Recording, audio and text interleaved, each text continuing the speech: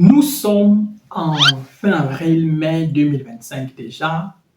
Beaucoup d'universités sont en train d'étudier les dossiers qui leur ont été proposés par les candidats. Beaucoup de personnes sont également aussi en train de recevoir les lettres d'admission ou alors les lettres de refus. Donc, on est forcément dans la fenêtre ou dans la partie du traitement des dossiers où beaucoup de personnes seront confrontées à la dernière étape, donc la demande des visas.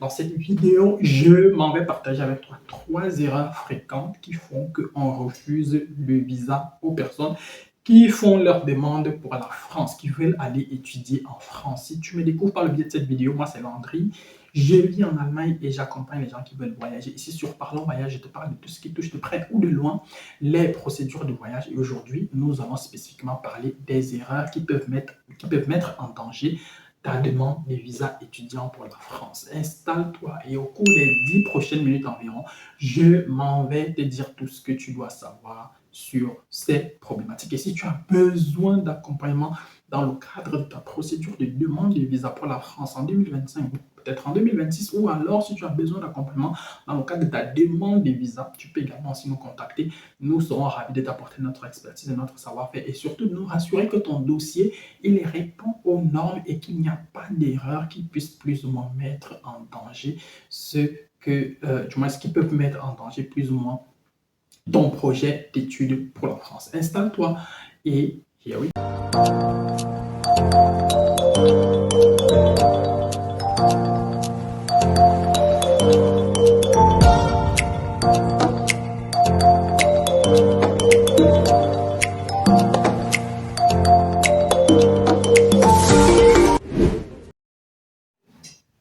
Première erreur, dépôt tardif ou alors dossier incomplet. Si tu veux avoir le visa, la moindre des choses, c'est que ton dossier soit complet. Si jamais ton dossier n'est pas complet, on ne va pas te donner le visa.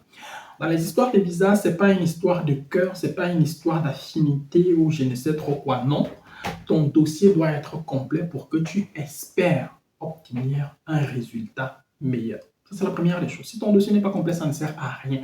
Tu dois avoir tous les documents que exige l'ambassade. Si jamais l'ambassade dans ton pays exige un certificat médical, tu dois fournir le certificat médical. Si on exige un casier judiciaire, tu dois fournir un casier judiciaire. Si on exige la carte de baptême, tu dois fournir la carte de baptême. Si on ne l'exige pas, tu ne la fournis pas. Donc, quel que soit X ton dossier, il doit être complet. C'est la première des choses.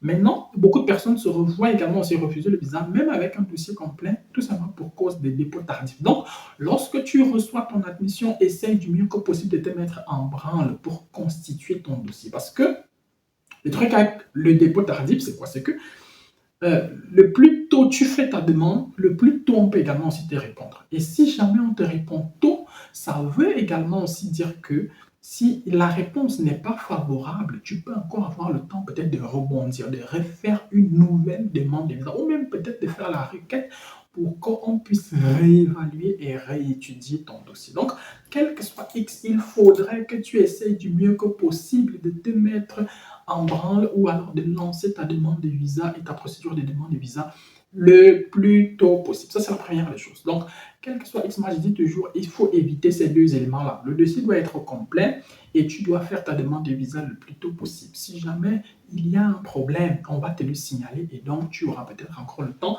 de rebondir, de réajuster ça et là. Et ça peut également aussi donc sauver ta procédure. Deuxième erreur qui met également aussi en danger, ou alors deuxième raison pour laquelle on peut te refuser le visa, c'est certainement la raison la plus vague et certainement la plus répandue que je lis généralement à gauche à droite, c'est qu'il y a des doutes sur la plausibilité de ton projet d'études en France. Qu'est-ce que ça veut dire? Ça peut tout dire. Et c'est là où l'expérience entre en jeu, c'est là où l'expertise est là et le besoin de coaching entre en jeu. Parce que la question, c'est comment est-ce que tu vas justifier que ton projet d'étude est plausible et fiable? Qu'est-ce que ça veut dire concrètement? Ça veut rien dire et ça veut tout dire au même moment. Tout simplement pourquoi? Parce que d'un profil à un autre, d'une personne à une autre, les éléments du dossier ne seront pas toujours les mêmes. Et donc, il faut avoir justement cette capacité à comprendre que ici, on doit optimiser tel élément, tel élément, tel élément. Ici, il vaudrait mieux retirer tel élément. Ici, on doit absolument ajouter tel élément. Ça, tu dois avoir cette compréhension-là. Et généralement, il est beaucoup plus simple et facile et recommandé d'optimiser le dossier avant d'arriver à la demande de visa. Parce qu'une fois que vous avez fait une demande de visa, votre dossier, il est dans leur système. Donc, si vous ramenez un deuxième dossier avec des éléments qui sont en contradiction avec les éléments du premier dossier, on va tout simplement dire que vous avez falsifié les documents. On va tout simplement dire que vous savez, voilà, que vos documents sont faux et donc là, ça aggrave peut-être encore votre situation. Donc, en plus du premier motif qui était notamment doute sur la plausibilité de votre projet d'étude, de votre projet d'étude justement, on se retrouve maintenant avec un deuxième motif qui est celui de falsification, doute sur la fiabilité de vos documents. Et donc là encore, ça peut peut-être encore un peu plus compliquer les choses. Donc, il faudrait, c'est pour ça qu'il est important de se faire accompagner parce que, comme je l'ai dit, sur un point comme celui-ci, ce n'est écrit nulle part ce qu'il faut faire. Ce n'est écrit nulle part comment faire un certain nombre de choses. C'est juste que il faut avoir un regard d'expert. Il faut avoir un regard d'expérience. Et l'avantage avec nous, c'est que nous avons plusieurs dossiers. Nous avons déjà eu plusieurs dossiers par le passé.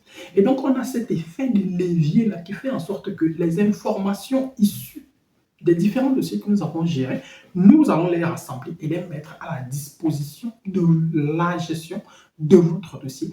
Et ça peut justement faire en sorte qu'on puisse du mieux que possible réduire la probabilité que votre demande de visa soit rejetée et optimiser et augmenter les chances que votre dossier soit accepté. Donc, il y a tout ça qui entre en jeu et vous devez forcément le prendre en considération parce que des éléments comme ceux-là, comme je l'ai dit, ce n'est écrit nulle part. Ce n'est écrit nulle part.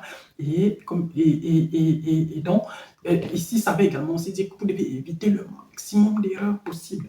Maintenant, la question que vous allez certainement vous poser, c'est comment éviter les erreurs. Je ne peux pas vous dire comment éviter les erreurs parce que, voilà, ce n'est pas du 1 plus 1 égale 2. Même comme 1 plus 1 n'est pas toujours et systématiquement égal à 2. Donc, bon, je ne vais pas entrer dans ces débats-là, mais bon. Mais toujours est-il que ce n'est pas du 1 plus 1 égale 2. Ce n'est pas toujours aussi mathématique que ça.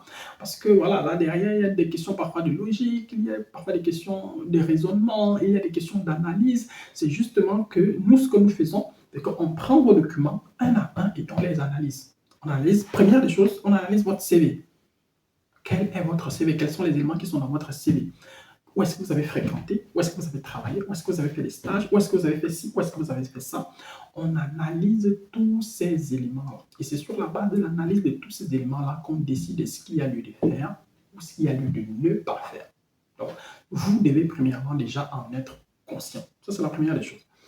Deuxième des choses maintenant, c'est la preuve de fond. Bien, dernier point maintenant, c'est la preuve de fond. La preuve de fond également aussi fait partie des éléments pour lesquels on peut facilement refuser le visa. Mais comme je le dis toujours, le truc le plus simple, c'est d'avoir de l'argent. Donc, vous avez vos 5 millions environ, vous les déposez dans un compte avec autorisation de virement irrévocable. Donc, vous avez votre autorisation de virement irrévocable, vous débarquez à l'ambassade avec ça, vous fournissez le document, on ne va pas vous poser des questions sur d'où vient l'argent, etc., etc. Parce que l'ambassade suppose que la banque a fait ces vérifications-là. Et tout ce qui compte pour l'ambassade, c'est le document. Maintenant, le document que vous allez recevoir ou bien que vous allez fournir à la banque, il y a toujours un numéro ou un code de vérification que l'ambassade va utiliser pour pouvoir vérifier est-ce que le document il est authentique ou alors est-ce qu'il a été falsifié. Ça, c'est déjà ça. Toutefois, il y a la possibilité d'avoir un garant. Maintenant, le garant peut être qui? Le garant peut être tout le monde. Mais on recommande quand même que ce soit quelqu'un de votre ami. Ça peut être un parent direct, ça peut être un parent éloigné, ça peut être un parent par alliance, ou bref, peu importe. Comme je dis, en fonction de la situation, on voit ce qui peut mieux passer. Et dans ce cas de figure-là encore, pour la France, c'est qu'il faut monter tout un dossier qu'il faut déposer et qu'il faut en faire entrer dans votre demande de visa.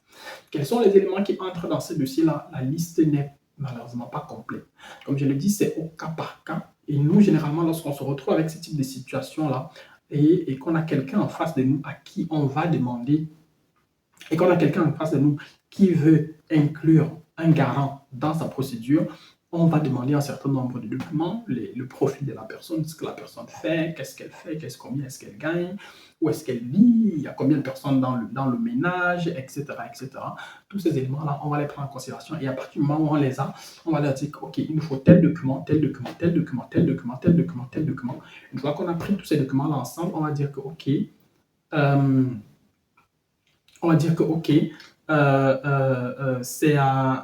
du moins c'est suffisant, c'est pas suffisant, etc., etc. Bref, quel que soit X, moi je dis, le truc le plus simple, c'est d'avoir de l'argent. Si jamais il n'y a pas de l'argent, il faut faire très très attention parce que là, ça devient très très sensible avec une prise en charge, avec un garant. Parce que là, ça dépend. On va fournir tout un tas de documents que la personne qui va traiter le dossier doit pouvoir analyser, comprendre, interpréter. Et il faut pouvoir anticiper sur les différentes possibilités ou alors les différentes interprétations possibles que la personne pourra en faire et donc être capable également aussi d'anticiper sur les conséquences de ces interprétations-là. Si jamais la personne comprend comme ça, qu'est-ce que ça peut dire, qu'est-ce que ça peut vouloir dire et qu'est-ce que ça implique?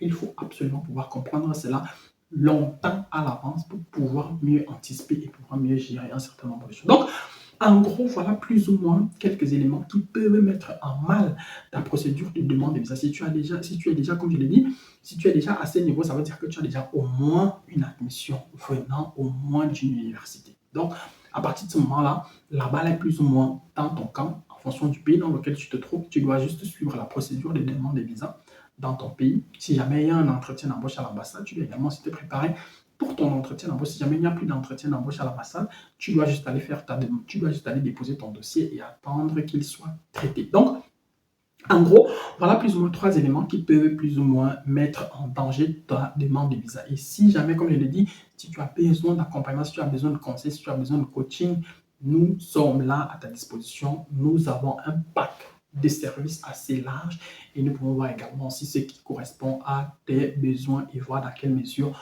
nous pouvons t'assister et t'aider justement à arriver en France en 2025 ou en 2026. J'espère que la vidéo elle t'a plu, j'espère qu'elle t'a apporté quand même un petit plus sur le chemin qui te conduira jusqu'en France. Si tel est le cas, alors tu m'envoies ravi.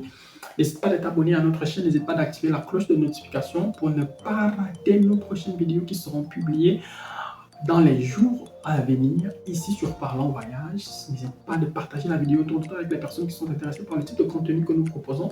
Et d'ici à notre prochaine vidéo, porte-toi bien, bien les choses à toi. Ciao, ciao.